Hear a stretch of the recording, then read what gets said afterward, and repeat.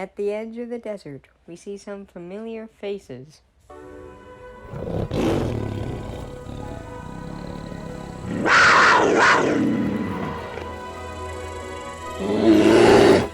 It is Leo's clan.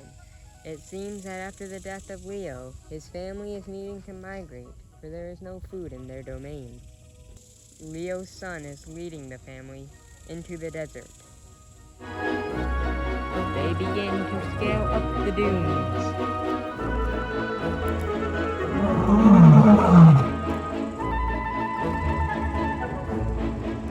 It seems they have found a spot to camp for the night.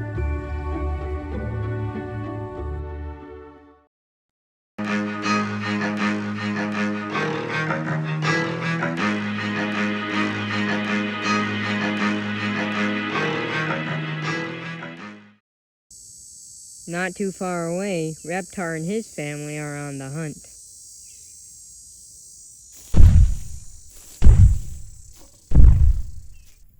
Leaf waits behind with the chicks, whilst Reptar and his eldest scout for food.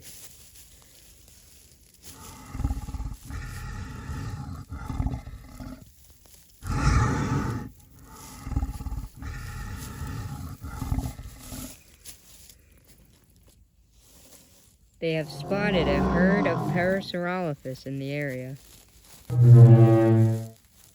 But, while they are hunting, one of the chicks wanders away. She wanders a bit too far when the chick has been swallowed whole. The shock of the attack scares the other chicks away.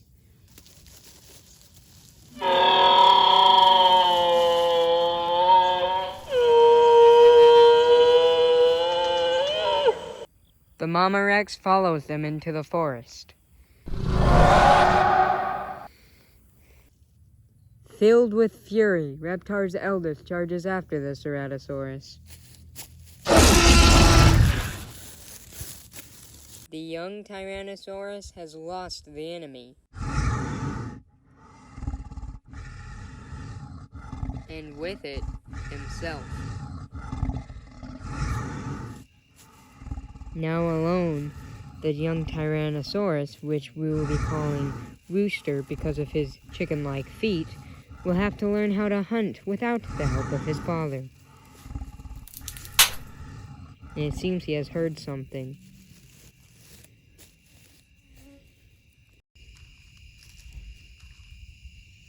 It seems the noise he has heard was Stegosaurus.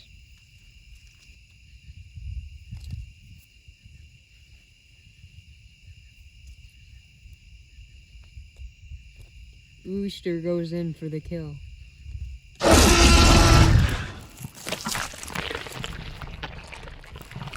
It seems he has gotten lucky this time. Early the next morning, we see an elderly Ankylosaurus. The old Ankylosaur is on top of the highest mountain on Paradise Island. But so is something else.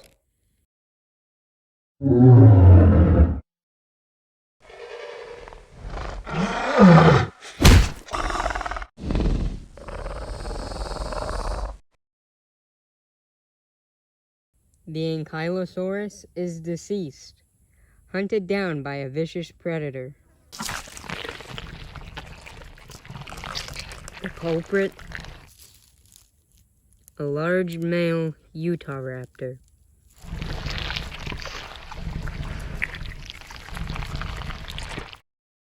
But he won't get to enjoy his meal for long.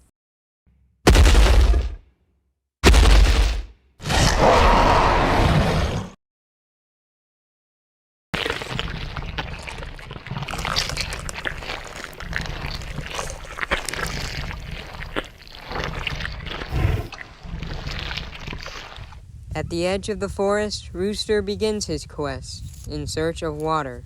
There is a watering hole on the other side of the desert, and so he marches into the hot sand. His quest goes on for days, then a week.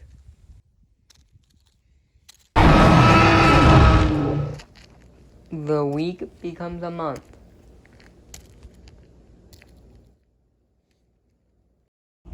The month turns into 6 months.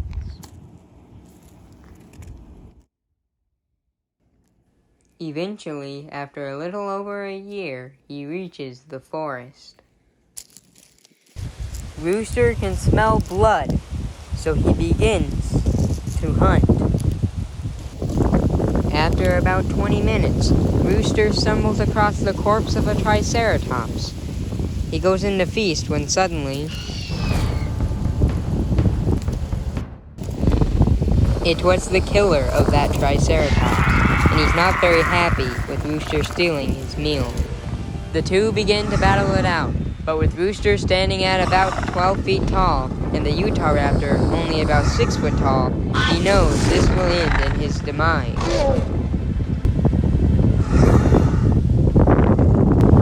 So, he retreats slowly.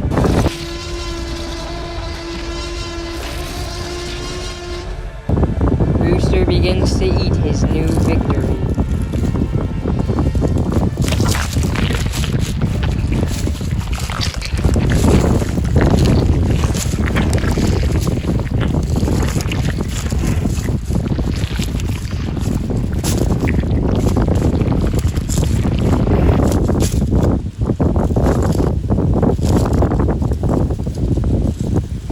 About 200 miles away, we see the ceratopsian herd. The population has almost tripled, with now having 14 members. At the moment, we see a small few of the herd feasting.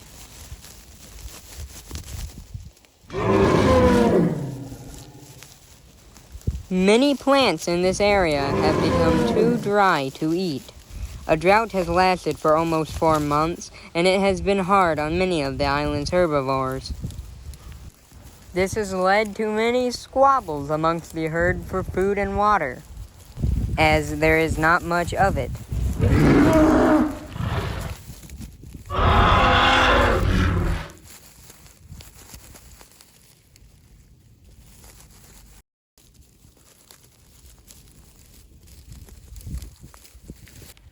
Back at the nest, we see Pluto. She is gravid, meaning her and the bull male have mated, and she is carrying eggs.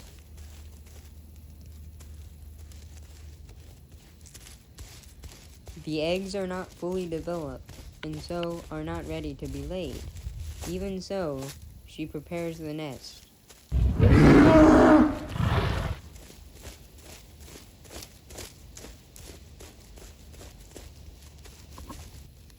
After the little nest is done, she has grown hungry and goes looking for food.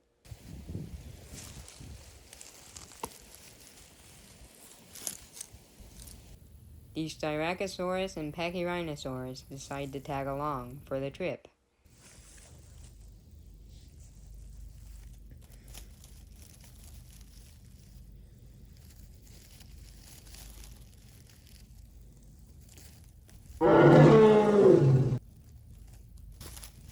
Being the alpha female of the whole herd, Pluto goes in to eat first.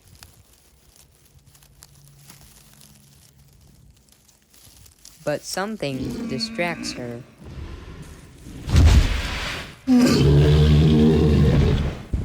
It is a young male Stegosaurus, and it is challenging Pluto for the nearby shrubbery.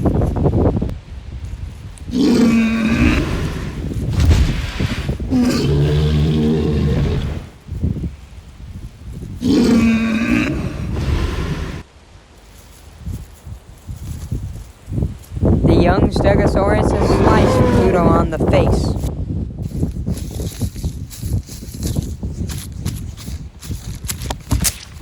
Pluto has impaled the Stegosaurus. Finally, after all this time, Rooster has made it to the watering hole. We can see that his family is here as well. And we can also see that his brothers have grown. This is Samson and his brother Butch. Leaf goes to greet Rooster. Even though he is fully grown, Rooster will always be Leaf's little baby.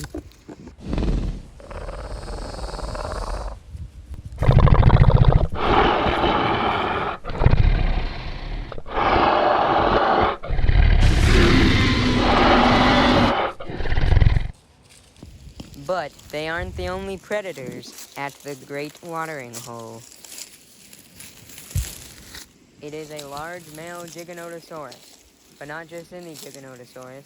It is the same Giganotosaurus from Season 1, the very same monster that slayed Reptar's father in Episode 3. And he is not very happy about other predators being in his territory.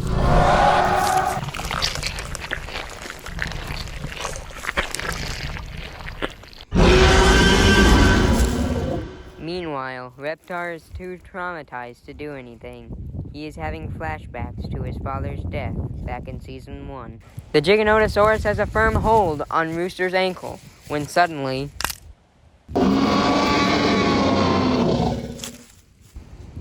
the Giganotosaurus has snapped Rooster's ankle.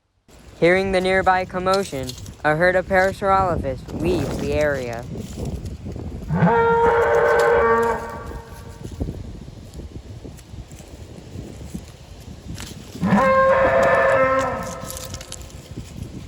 Right when the Giganotosaurus is about to inflict the final blow, Rooster saves his mother. Rooster grabs hold of the Giganotosaurus' right arm, and he chomps down hard. With a broken hand and several scratches, the Giganotosaurus retreats.